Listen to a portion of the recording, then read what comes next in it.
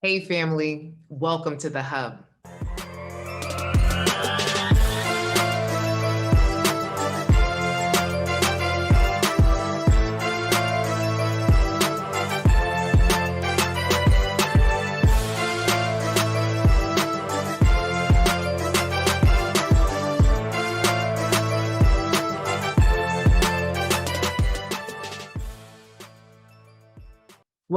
Welcome back to the Coach Cass Show. I'm Coach Cass, America's go-to love doctor, and I'm so happy that you're listening in or watching the Coach Cass Show. Today, I wanted to talk to you about something real, right?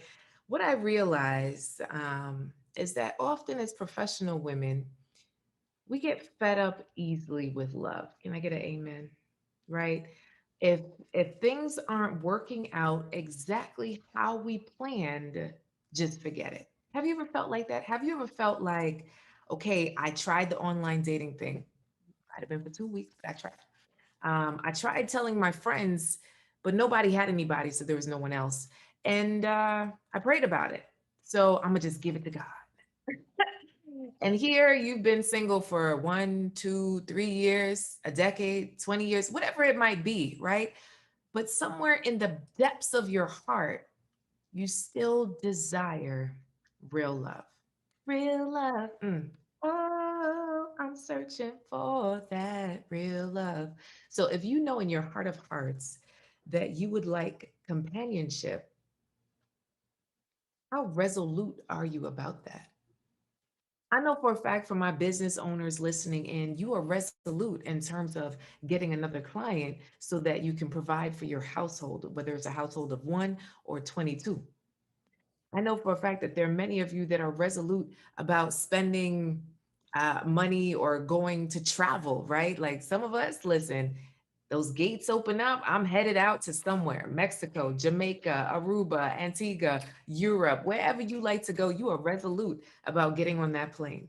Some of you are resolute about your highlights, about getting your nails done, about your new outfit. But what about love? Can love be non negotiable for you? No matter what has happened to you in your past. And if you don't know me, I have been hurt. Okay. I have been through the drudges and through the muck when it comes to love. And there was a point in my life where I felt like all men cheat, or all men were dishonest, or all men didn't want me, or that I wasn't enough, or maybe there was something wrong with me, maybe even broken. All of these thoughts would pass through my mind over and over and over again. Have you ever felt like this? Can I get an amen? And what I started to do was really to study men, right?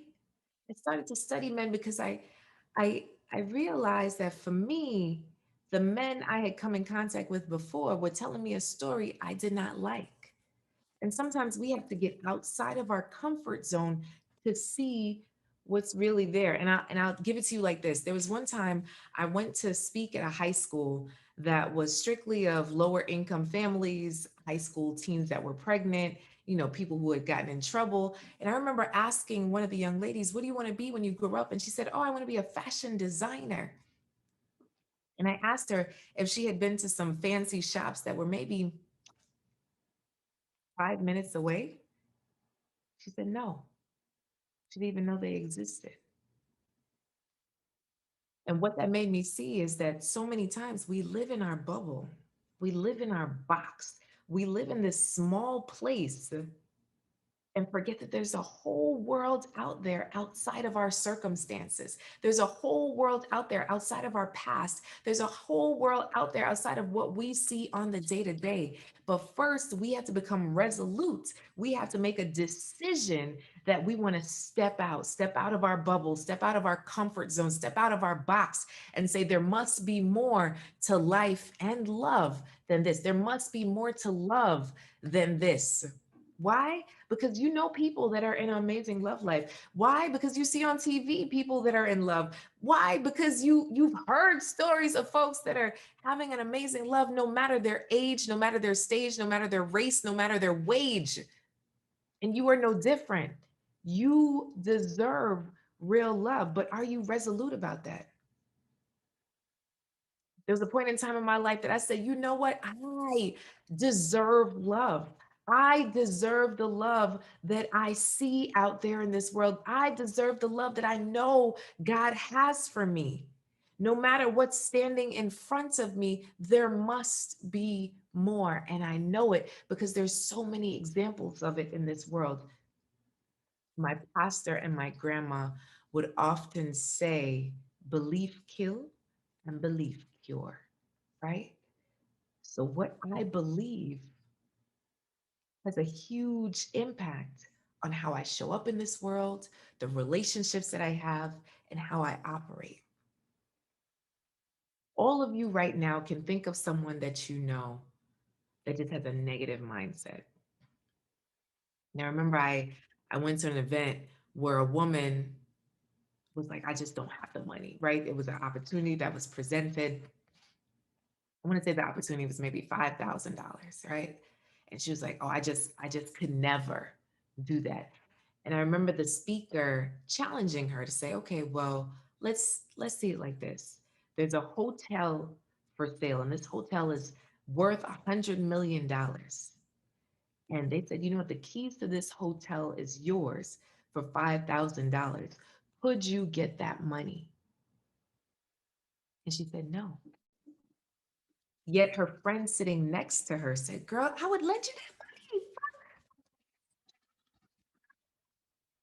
But she still couldn't even hear the friend sitting next to her. The Bible talks about scales in your eyes, but she just couldn't get past the fact that she could never afford that kind of money because she was a teacher, because of her life, because of what she'd been through. She was more committed to the story she was telling herself than to the possibilities that were standing in front of her. Have you ever been guilty of this in your life?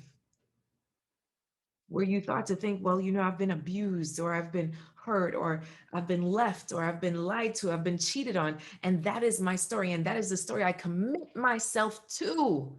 That you're so caught up to hold on to this that you don't see all of the amazing possibilities in front of you.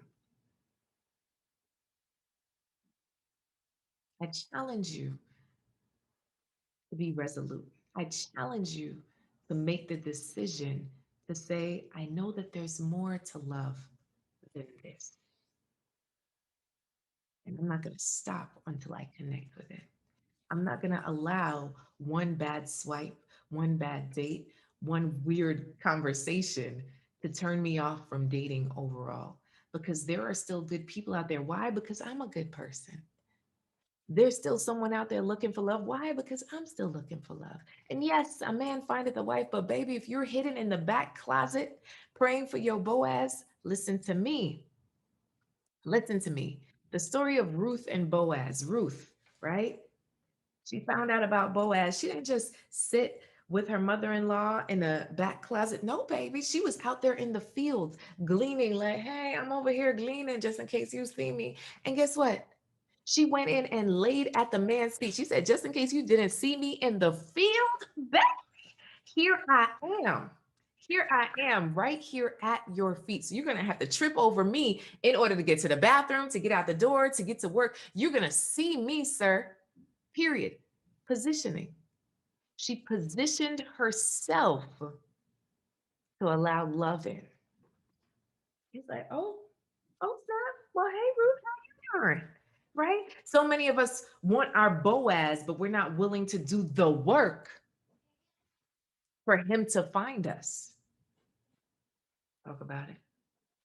Now, I'm not saying you have to lay at a man's feet at happy hour or lay at a man's feet at a basketball game, but can you just be in the atmosphere? Can you just be there? I'm not saying that you have to invite men out on a date online, but can you just be in the atmosphere? What are you doing to allow love in? Yes, it's a prayer. Yes, it's an affirmation, but yes, it's an action. An action. Action. Not a bagamout. Hey. So I invite you today to take action in your love life. And I want to know what those actions are. I want you to email me, coach@inspiremany.com.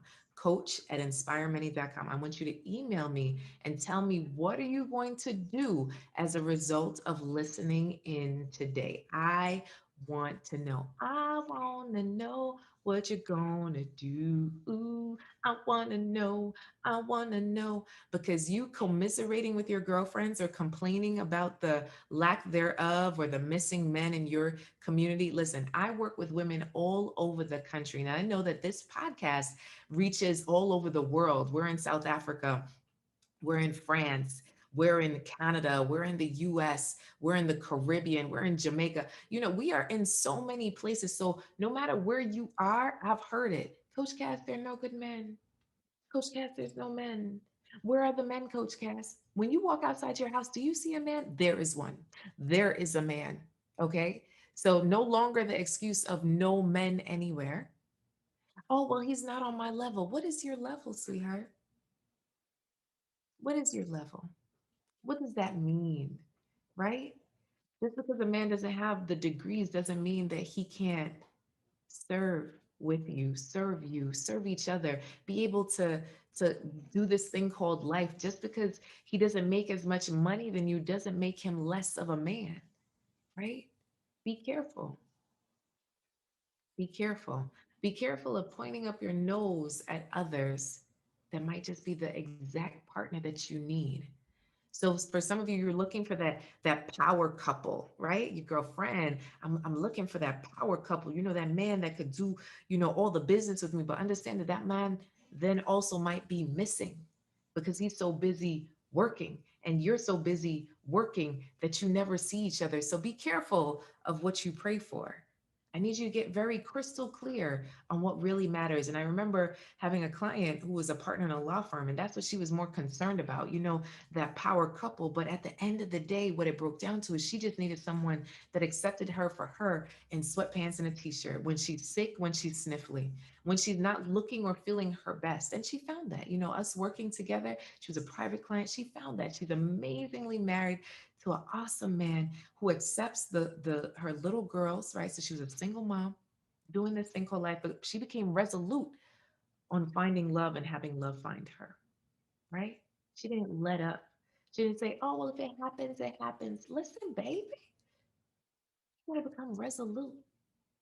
You gotta make a decision. Yes, the prayers, the affirmation, but the action. So that's my invitation to you today. Take it if you want it.